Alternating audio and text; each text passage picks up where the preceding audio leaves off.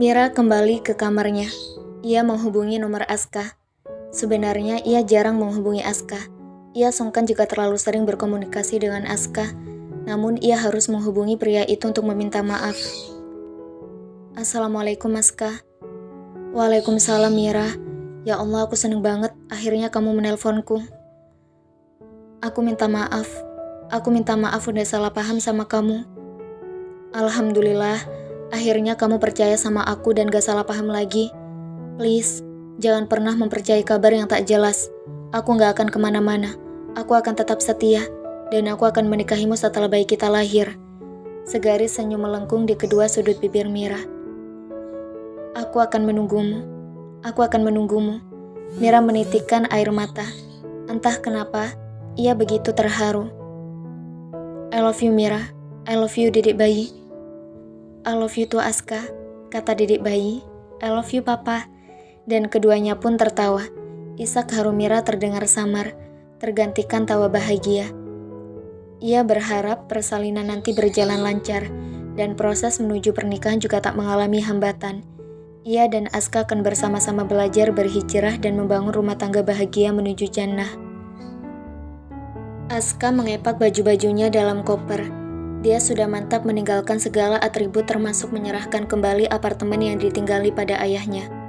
Dia siap kehilangan segalanya.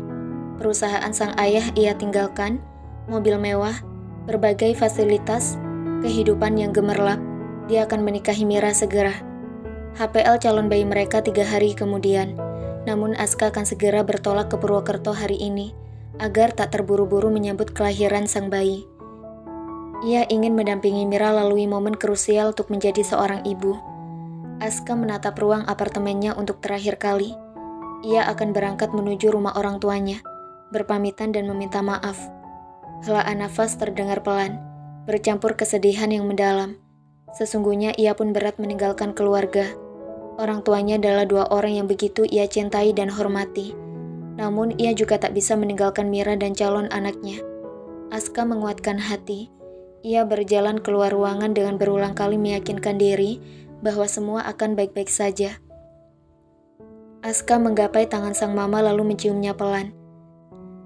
Setitik bulir bening membasah di jari-jari yang sudah agak keriput itu. Tentu Aska tidak lupa. Jari-jari itu yang dulu menghapus air matanya setiap menangis. Jari-jari itu yang menuntunnya berjalan kali pertama ia menapakkan kaki. Jari-jari itu yang membentuknya menjadi seseorang yang luas memandang dunia. Jari-jari lembut seorang ibu. Ada perasaan sedih dan menyesakan yang menguasai hati sang mama. Sungguh, ia tak ingin kehilangan anaknya.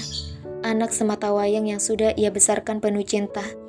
Ia tak bicara apapun, hanya tangis yang berderai dari pelupuk matanya. Maafkan Aska, Ma. Meski mungkin Mama kecewa dengan keputusan Aska, Aska tetap akan meminta doa dari Mama. Laki-laki 27 tahun itu beralih meraih tangan sang ayah yang duduk di sebelah sang mama. Tatapan laki-laki parubaya itu begitu dingin. Hatinya masih diselimuti ego dan amarah. Maafkan Aska, Pa. Maaf untuk segalanya. Maaf sudah mengecewakan Papa dan Mama. Maaf jika selama ini Aska selalu menyusahkan dan tak bisa membanggakan Papa dan Mama. Seketika air mata tumpah semakin deras. Segala kenangan manis bersama kedua orang tuanya berkelebatan di benak. Lidah Aska serasa keluh untuk kembali berucap. Ditolak dan diabaikan oleh orang tua adalah patah hati tersakit yang ia rasakan selama ini. Terima kasih, Pa, Mah, untuk segalanya. Untuk kasih sayang dan kesabaran Papa Mama selama ini. Aska menyeka setitik bulir bening yang jatuh. Untuk terakhir kali, Aska mohon doa restu. Mohon doa untuk kelancaran persalinan Mira. Rasanya Aska tak sanggup lagi berkata-kata. Hatinya remuk dan terluka.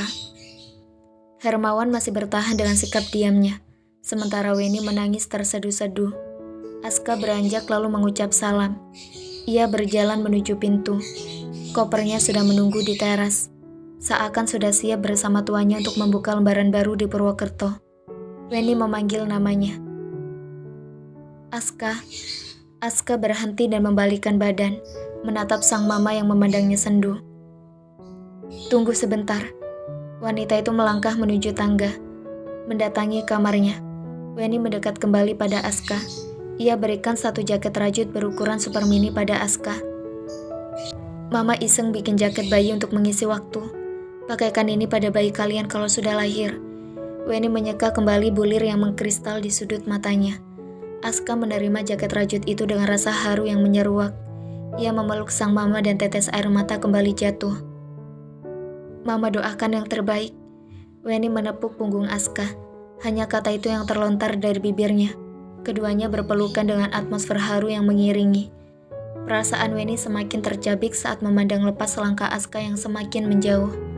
Hati ibu mana yang tidak terluka, melepas putra kesayangan untuk menempuh kehidupan baru dengan rasa kecewa yang masih mengganjal. Ia berusaha untuk ikhlas. Ia berharap Mira adalah wanita terbaik untuk Aska. Ia tak minta apa-apa selain kebahagiaan Aska. Ia pun merajut asa, memohon pada Allah agar hati suaminya terbuka dan ikhlas untuk menerima keputusan Aska.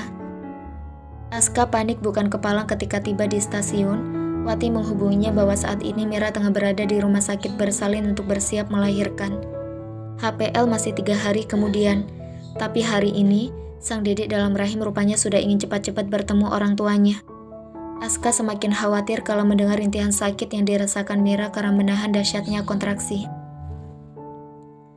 Aska langsung menuju rumah sakit dengan diantar taksi. Ia berusaha menetralkan deru nafas yang berkejaran karena terlampau cemas. Sepanjang jalan, ia berzikir dan berdoa untuk keselamatan Mira dan bayinya. Ia harap tidak terlambat tiba di rumah sakit dan bisa mendampingi Mira di detik-detik penantian kelahiran sang bayi. Aska berlari di sepanjang koridor menuju ruang yang ditempati Mira. Setiba di sana sudah ada Wati, Ustazah Zahra, dan Ustadz Arham duduk menunggu di luar. Wati terlihat cemas dan meremas-remas jari tangannya. Aska, ayo masuk ke dalam.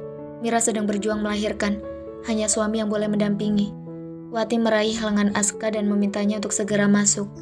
Memang Aska belum menjadi suami Mira, tapi dialah ayah dari bayi itu dan ia berhak mendampingi Mira. Mira tersenyum sembari menahan rasa sakit kala Aska melangkah masuk ke ruangan. Aska, Mira mengelurkan tangannya. Aska segera meraih tangan wanita itu. Ia mengecup kening Mira dan mengusap keringat yang bercucuran dari dahi Mira. Ia tahu ia salah karena menyentuh Mira. Mereka masih harus menjaga batasan. Namun di saat-saat seperti ini, Aska melanggar aturan itu. Ia hanya ingin memberi kekuatan dan dukungan untuk Mira. Sayang, bertahanlah. Bayi kita sebentar lagi akan lahir. Yang kuat ya.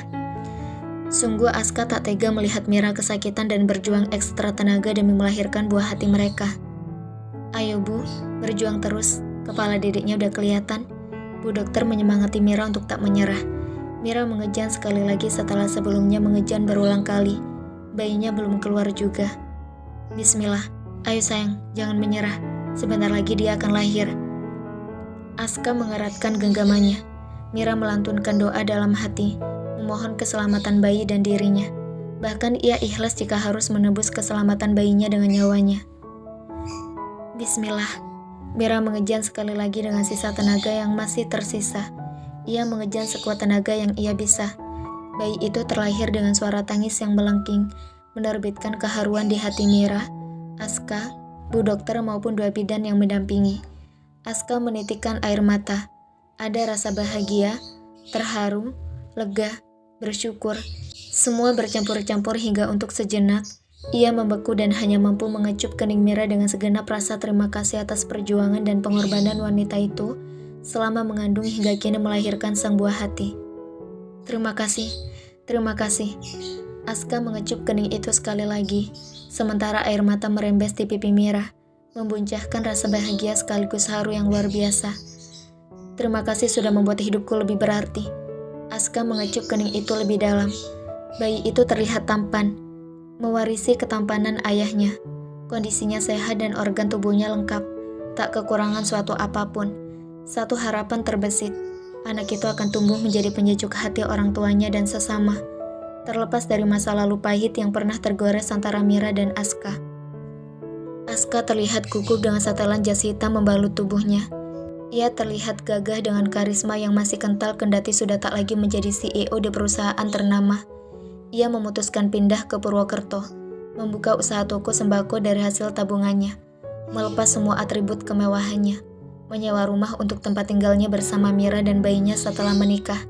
Sederhana tapi bahagia.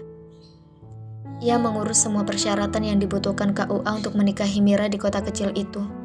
Ia menghubungi mamanya tentang kapan pernikahannya akan diselenggarakan, sekaligus memohon doa restu sementara sang ayah masih belum bisa berdamai dengan realita.